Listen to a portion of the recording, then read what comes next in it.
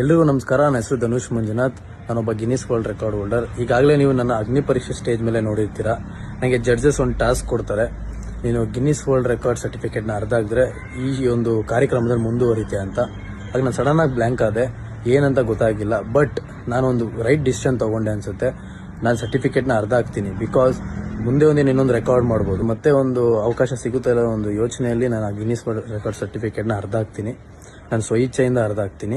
Thanks for juries. ಯಾಕಂದರೆ ನನ್ಗೆ ಆ ಡೇರ್ ಕೊಟ್ಟು ನನ್ನಲ್ಲಿರೋ ಎಬಿಲಿಟಿ ಏನಂತ ನನಗೆ ಗೊತ್ತಾಯಿತು. ಗಿನ್ನಿಸ್ ಸರ್ಟಿಫಿಕೇಟ್ ಅರ್ಧ ಆಗ್ದಾಗ ಇನ್ನೊಂದು ರೆಕಾರ್ಡ್ ಮಾಡ್ಬೋದು, ಬಟ್ ಈ ಒಂದು ಸ್ಟೇಜ್ ಸಿಕ್ಕಿರೋದು ತುಂಬಾ ಇಂಪಾರ್ಟೆಂಟ್. ಎಷ್ಟೋ ಲಕ್ಷ ಜನದಲ್ಲಿ ನನಗೆ ಸಿಕ್ಕಿದೆ ಅನ್ನೋದು ನನಗನ್ನಿಸ್ತು. ಅಲ್ಲಿ ಅರ್ಧ ಹಾಕಿದ್ಮೇಲೆ ಕಾರ್ಯಕ್ರಮದಲ್ಲಿ ನಾನು ಮುಂದುವರೆದೆ. ಇನ್ನೊಂದು ಟ್ವಿಸ್ಟ್ ಏನಿತ್ತಂದರೆ, ನನಗೆ ಅದು ನಾನು ಏನು ಅರ್ಧ ಹಾಕಿದ್ನೋ ಅದು ಡೂಪ್ಲಿಕೇಟ್ ಆಗಿತ್ತು. ಲಾಸ್ಟಲ್ಲಿ ನನಗೆ ಆ ಒರಿಜಿನಲ್ ಸರ್ಟಿಫಿಕೇಟ್ನ ಕೂಡ ನನಗೆ ತಂದುಕೊಟ್ರು ಬಿಗ್ ಬಾಸ್ ಟೀಮ್ ಅವರು. ತುಂಬಾ ಖುಷಿ ಆಯಿತು. ಬಟ್ ನಾನು ಏನು ಅರ್ಧ ಹಾಕಿದ್ನಲ್ಲ, ಅದು ನನ್ನ ಎಬಿಲಿಟಿ, ನನ್ನ ಧೈರ್ಯದಿಂದ ನಾನು ಅರ್ಧ ಆಗದೆ ಆ ಸರ್ಟಿಫಿಕೇಟ್ನ. ಸೊ ನಾನು ಕಲರ್ಸ್ ಕನ್ನಡ ಹಾಗೂ ಜೂರೀಸ್ಗೆ ಆ್ಯಂಡ್ ಅಗ್ನಿ ಪರೀಕ್ಷೆ ಸ್ಟೇಜ್ ಅವ್ರಿಗೆ ತುಂಬ ಥ್ಯಾಂಕ್ಸ್ ಹೇಳ್ತೀನಿ. ಓಲ್ಡ್ ಟೀಮ್ಗೆ ಥ್ಯಾಂಕ್ ಯು ಹೇಳ್ತೀನಿ. ನನಗೆ ಈ ಒಂದು ಅವಕಾಶ ಕೊಟ್ಟಿದ್ದಕ್ಕೆ ಸದಾ ಚಿರಋಣಿ ಆಗಿರ್ತೀನಿ, ನನಗೆ ಈ ಒಂದು ಅವಕಾಶ ಕೊಟ್ಟಿರೋದಕ್ಕೆ.